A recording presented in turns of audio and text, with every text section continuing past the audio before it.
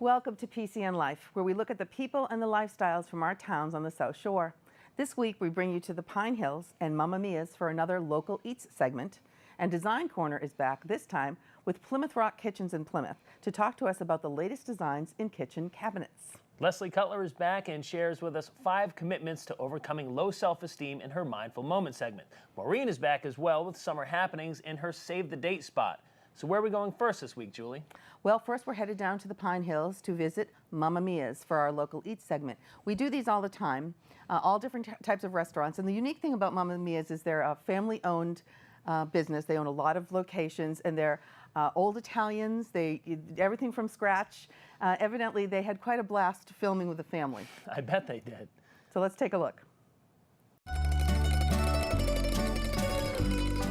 In 1974, Giovanni and Pasquale Viscarello opened their first restaurant in Kingston, Massachusetts, Mamma Mia's, in celebration of their mother and their family values and their family cooking traditions.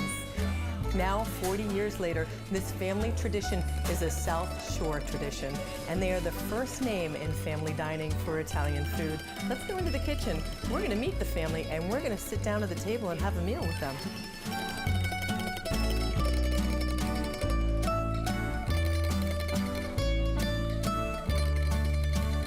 I am in the kitchen at Mamma Mia's in Pine Hills. I am joined by 3 generations of the Viscarello family. Your entire restaurant is built around your family. If we look at the pictures, they're pictures of your family growing up. Right. All the kids and there's all of us. We have there's a family, multiple family. We have 4 of us that are 2 children both sides. There's Tony, there's John, there's Gina. Ariana's hiding over there, but she wants to come over here. But we do have another 3rd generation. She's sitting over there. Ariana's going to come in. Hi. It's great to meet you. Yeah. You too. And what is it like growing up, for our youngest generation, what is it like growing up in a family institution, a family restaurant that really has had an impact on this entire community? Oh, it's awesome. It's so exciting. All my friends love to be here. They love the food. So it's nice to be, well known across the town, and it's all because of what my family has started. Yes, and thank you for everything you've given us. Now, I want to check out the pizza recipe, and I'm willing to give it a try. I apologize if I mess up with pizza, but I'm willing to try. Are you willing to teach me? Then listen to me. You make one, we're gonna cook and we're gonna eat it. Okay, perfect. I'm in. I am ready. Let's go. All right, let's go make some pizza.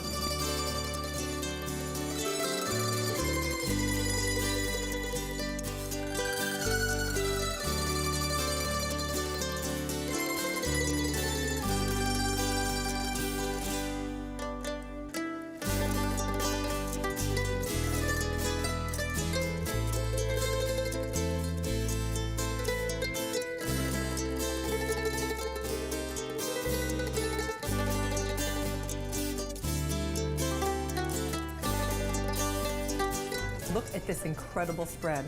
All homemade, all fresh ingredients. I cannot wait to dig in, but Giovanni, we're gonna have to invite some friends to join us here. Right now, we've got Kristen, your general manager here at Pine Hills. Kristen, thank you so much for joining us. Absolutely. Thank you for having me. Tell me about what we have here. Yes, absolutely. We have our homemade noodles, which are made by John and his wife and the older generations. And then here we have an eggplant tower, which is just like a caprese, and then we add prosciutto and more basil and balsamic. We have homemade penne, and then we have a meat lovers pizza here, all of the Italian favorites, and a margarita. I'm hoping that after we have a little lunch, I might be able to have an espresso with you by the bar and maybe get some of those family recipes. A girl can be hopeful. A girl can be hopeful. I am dying to try this beautiful food. Let's do it.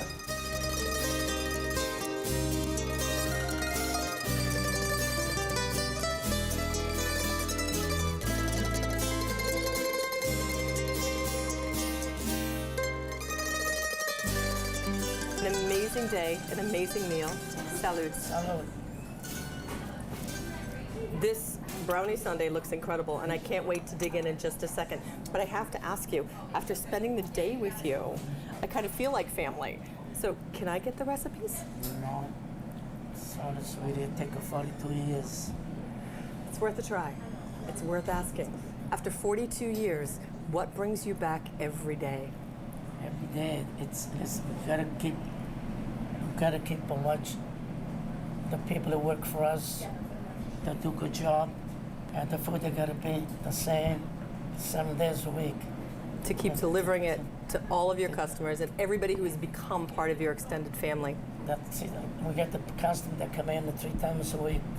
They like Italian food, Mamma Mia food, every single day. It's so good, they're delicious. So we do a pretty decent job. So Giovanni, thank you so much for having us here today. From the first family of Italian food on the South Shore for Mamma Mia's, I'm Donna Rodriguez for PCN Local Eats.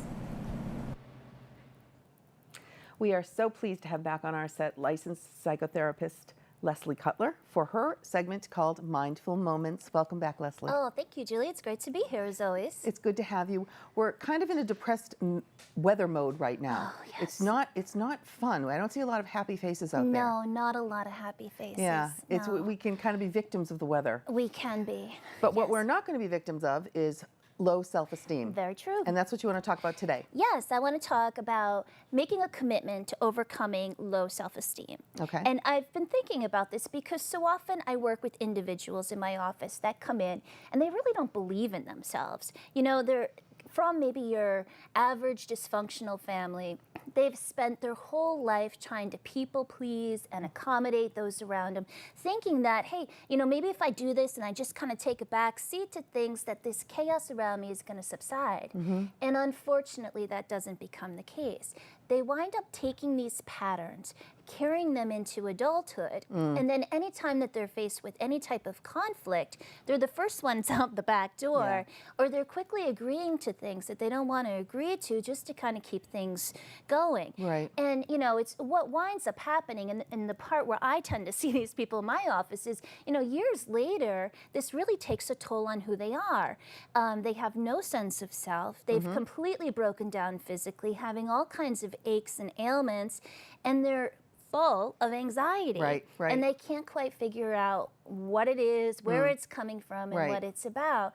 So I thought it'd be really good for us to today to have, you know, maybe 5 points that we could look at as a way of working on our self-esteem and overcoming our low self-esteem, if it's maybe just something we're struggling with temporarily or if it's something that's been long-term. A lifelong learned habit too. Yes. So the first thing you say is you can live with discomfort. Yes. So what does that mean?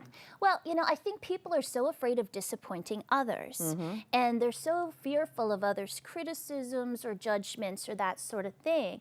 And it goes back to that childhood pattern of so quickly agreeing to things, putting their own needs aside, forgetting themselves in the equation. But if you could learn to just adjust yourself to live with that discomfort, even just for a few minutes, of being able to have your own voice, of being able to stand up for yourself and say, wait a second here, this is not right, or this does not align with my value system, you're going to have a much stronger sense of self and self-esteem. Right. We talked a little bit about, last time you hear about saying no.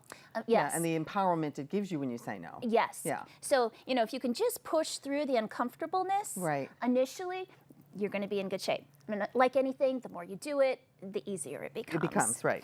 And secondly, one thing I see often is individuals not taking responsibility for their actions. So number 2 is, listen, own up to what is yours. Because there's a time in all of our lives we're going to let people down. Right. It, you know, might be a complete accident. It Right. might not be anything intentional. But, you know, it's say you're sorry, Right. quickly followed by, hey, what can I do to make this right? Right. And make sure that you're checking in with all participants involved in this scenario, Yeah. making sure that you have accessed everything. So I think a big piece of this building self-esteem is really taking ownership for what's yours, knowing that you're doing the right thing. Right. Now, I just have a question on this. When you say you want to take responsibility for your actions, sometimes we perceive something that we've done as being the right thing to do, or I did that appropriately, whereas the person that was done to feels like it wasn't done appropriately. So how do you apologize or take responsibility for what you've done if you're not on the same playing field as who you're talking to? You know, that's a really good question, and I think that comes up a lot for life and for people, you know, and that's where you have to say, listen, this was what my intention was in doing X, Y, and Z. Right. And, you know, it was not to harm you or whatever. Right. Perhaps I could have stated that in advance, or perhaps I could have come at it perhaps from this direction right. instead of this way to make that more clear. Right. And, again, it's sort of taking ownership, Right. and explaining what the intentions were. Right. And that's really important that you sit in their shoes for a second and you let them sit in yours. So everybody understands what the motivation was for whatever it was that was said or done. Yes. Okay. Very, very true. Okay, so number 3 is let go of toxic people. And we've discussed We this. have. We've discussed this numerous times. Yeah. But I really think that our company does define us on some level. If we're constantly being hit with negative messages from those in our immediate circle, it's going to be very hard to keep ourselves in a really good place. Right. And not that those around us should define us in any way, but when we're insecure in ourselves, it's a lot to fight all the time. So again, being very, very comfortable with the, with the company you keep.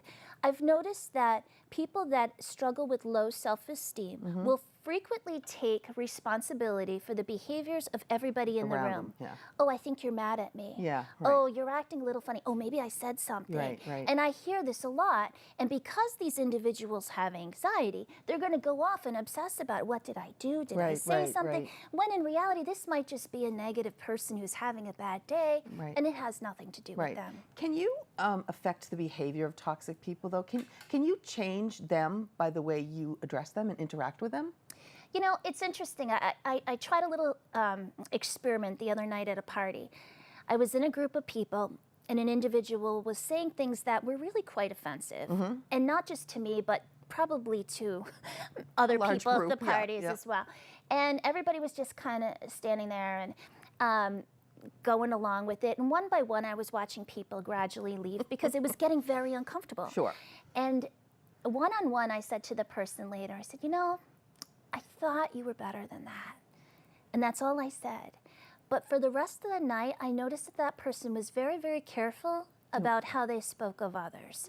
And sometimes by just dropping something very small like that, really lets people know, like, you know what, you might do that, Right. but please don't do that. Right. And you didn't around embarrass my- them in front of other people. You Oh, waited till they right. were alone Yes. to say something. Yeah, and you don't need to go into anything big. It can Right. just be a very small Right. A statement. simple statement like that. Yeah. Right. Absolutely. Okay, number 4 is huge. Dissolve images of perfection. What? I'm not perfect. I can't. I think a lot of people have this idea that if certain things were right in their lives, if they had this job that they wanted, if they were, a certain weight, if they looked a certain way, then they would have good self-esteem. Right. And I think that's where our mind plays tricks on us. These two things are not meant to coincide. Right. And so often we see this. We see individuals who, will lose a lot of weight or will get this massive job. And there's this immediate euphoria for having achieved this goal. Yeah. But at the end of the day, they're still in the same mindset of negative thinking and dark thoughts and not feeling good about themselves because they're not changing. They're kind of putting a Band-Aid on this big open wound. It's Right. really not healing what it is that needs to be addressed. Right. So when you want to dissolve your images of perfection, what is the best way for people to kind of find this is what I want to be? How do you find that goal or that vision of what would really make you a happy, competent, capable person so you do have good self-esteem? What defines it for you? I think all of it comes back to self-love. Okay. And really being, careful of the messages that we're sending ourselves, the way we speak to each other, the way that we treat others, standing up for ourselves. All these things have to be first and foremost. And then, interestingly, everything else begins to fall in place. Yeah. It'll all work from there. Yes. Okay, and finally, the number 5 is let go of labels to stop feeling insecure. And this goes along with what we were saying. So it has been said that we have about 50,000 conversations with ourselves daily. Wow. Which is a little frightening. But 80, I do. 80 to 90% of those conversations are negative self-talk. Or, geez, I shouldn't have done this, and what, and none of this is helping to us. So what's very important is to very much pay attention to these messages that we're sending ourselves. How are we speaking to ourselves? What are we calling ourselves? You know, I hear people in my office say, oh, I'm unlovable, I'm unemployed, I'm this, I'm that. And, you know, it's like, you got to find a way of reframing this. Right. Yeah, you are lovable, and you're on the path to finding love. Or, you know, you're on the path to deciding what your career goals should be, or landing that job. And so it's so crucial that we keep very close mindfulness of the way that we speak to ourselves. Right. So these are 5 points to help you overcome low self-esteem. In our last 30 seconds, how do you deal with people that have too high self-esteem? Well, I don't think that you can be healthy and have too high of a self-esteem. Okay. Because then we start dancing around on, you know, somebody perhaps creating a false persona or some level of narcissism or that sort of thing, which, you know, low self-esteem is not a diagnosis. Right. Narcissism and some of these other things, Is. They are diagnoses. That's a condition. That is, yes. All right. Well, thank you once Thank again, you. It was Leslie, for wonderful to be Mindful here. Moments, this time about self-esteem, and we will heed your advice. Thank you, Julie. It was great to be here. Thank you. We'll have you again back very soon. Thank you. And up next, we have a new contributor to our Design Corner segment, Plymouth Rock Kitchens out of downtown Plymouth. They're going to talk to us about the latest trends in kitchen cabinets.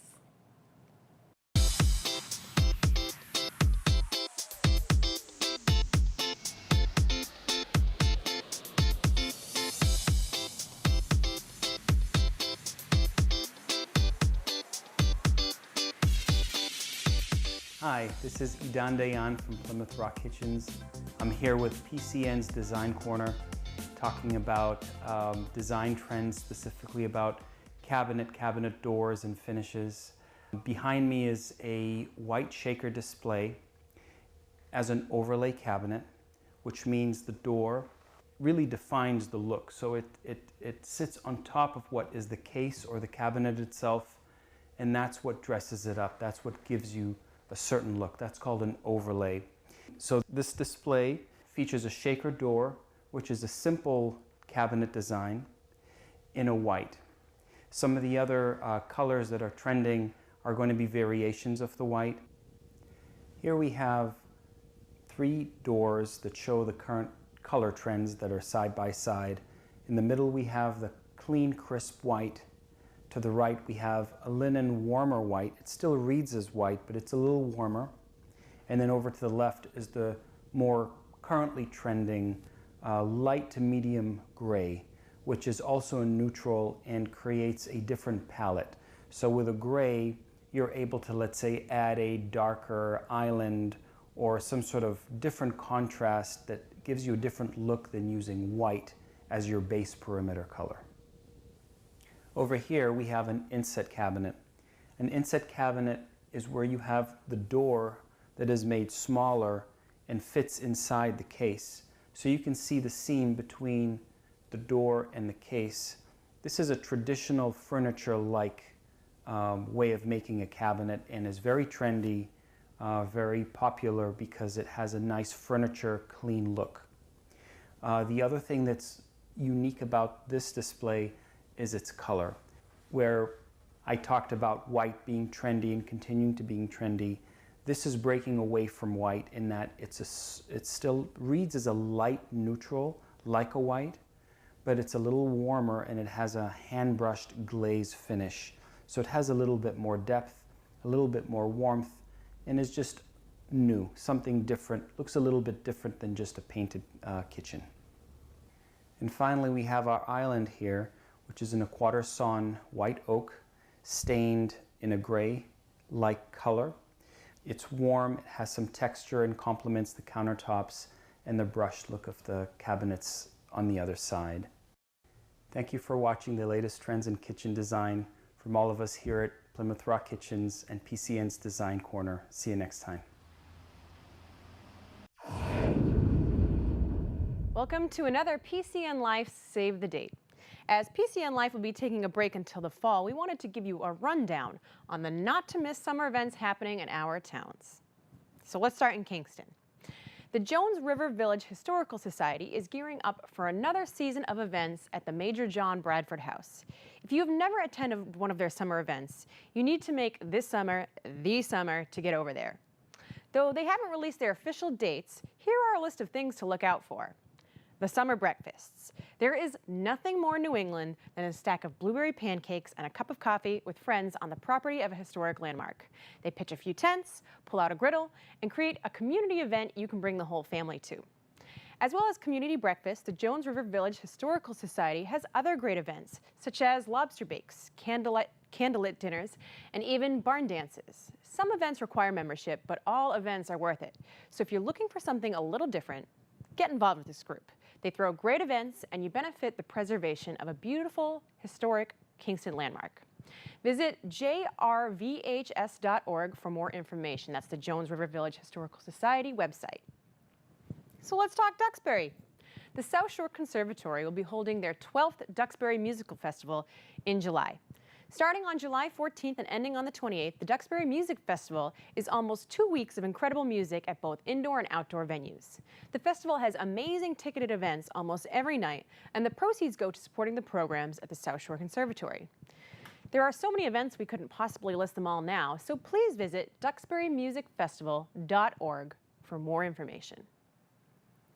In Pembroke, we have the 50th, yes, I said the 50th Annual Arts Festival.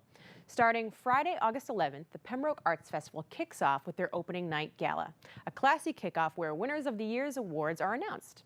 On the 12th, the festival is open from 10 a.m. to 10 p.m., and on the 13th, the final day, the festival runs from 10 a.m. to 4 p.m. And remember, the Arts Festival is not just lovely pieces of art. The festival features musical performances, dance numbers, and vendors. This is a summertime favorite of mine, so don't miss out. For more information about performance lineups and more, visit pembrokeartsfestival.org.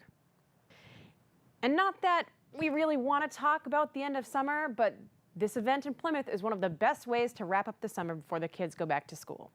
The Waterfront Festival is August 26th from 10 a.m. to 6 p.m. all along the Plymouth waterfront.